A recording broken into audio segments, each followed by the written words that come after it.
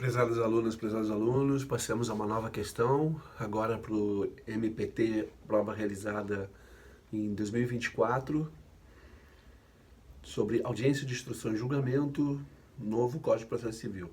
De acordo com o Código de Processo Civil, a respeito da audiência de instrução e julgamento, assinale a alternativa incorreta. Faça a nuvenzinha, o balãozinho, para não achar que é a correta. Letra A. As provas orais serão produzidas em audiência, ouvindo-se preferencialmente, em primeiro lugar, o perito e os assistentes técnicos. Letra B.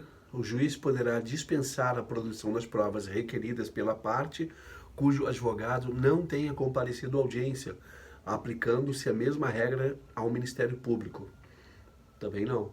Letra C. Fim da instrução, o juiz dará a palavra ao advogado do autor e do réu, bem como ao membro do Ministério Público, se for o caso de sua intervenção, sucessivamente, pelo prazo de 20 minutos para cada um, prorrogável por 10 minutos, a critério do juiz. Também não. Letra D.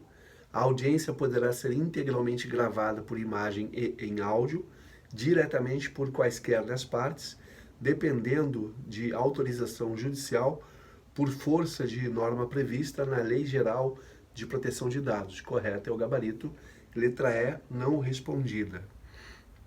Passemos agora ao gabarito comentado. Vamos analisar a questão apresentada que versa sobre a audiência de instrução e julgamento no contexto do Código de Processo Civil de 2015. A pergunta pede para identificar a alternativa incorreta, o que significa que devemos procurar a afirmação que não está de acordo com a legislação vigente.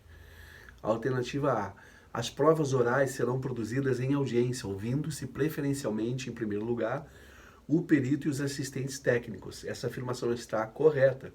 De acordo com o artigo 361 do CPC, o perito e os assistentes técnicos são ouvidos antes das partes e das testemunhas na audiência de instrução e julgamento.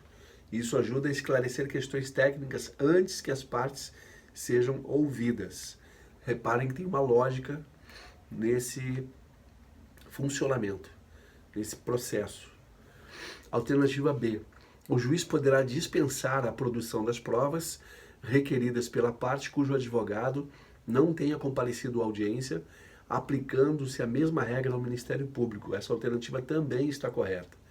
O artigo 362 do CPC permite ao juiz dispensar a produção das provas se a parte ou seu advogado não comparecerem à audiência, o que se aplica também ao Ministério Público.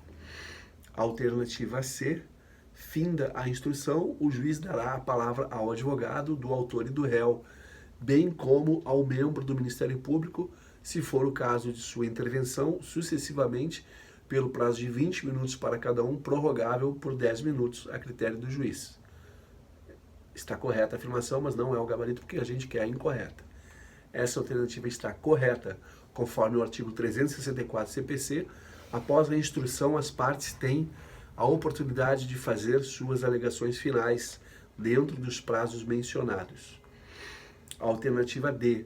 A audiência poderá ser integralmente gravada em imagem e em áudio diretamente por quaisquer das partes, dependendo de autorização judicial por força de norma prevista na Lei Geral de Proteção de Dados. Essa é o nosso gabarito porque está errada, é incorreta que a gente quer. O CPC, essa afirmação está incorreta, pois o CPC de 2015, seu artigo 367, parágrafo 6º, permite a gravação da audiência em imagem e áudio sem a necessidade de autorização judicial, desde que as partes sejam informadas sobre a gravação. A Lei Geral de Proteção de Dados, LGPD, não impõe tal exigência de autorização judicial para a gravação em audiências. Portanto, a alternativa D é a incorreta. Estratégia para interpretação, 2 pontos. Ao ler questões sobre procedimentos processuais, procure identificar palavras-chave e associá-las aos artigos do CPC. Familiarize-se com a sequência lógica dos procedimentos em uma audiência para responder com mais confiança. É uma dica muito importante e, como eu digo, revisite, leia novamente até você internalizar. Boa sorte nos estudos, muita saúde para você e família.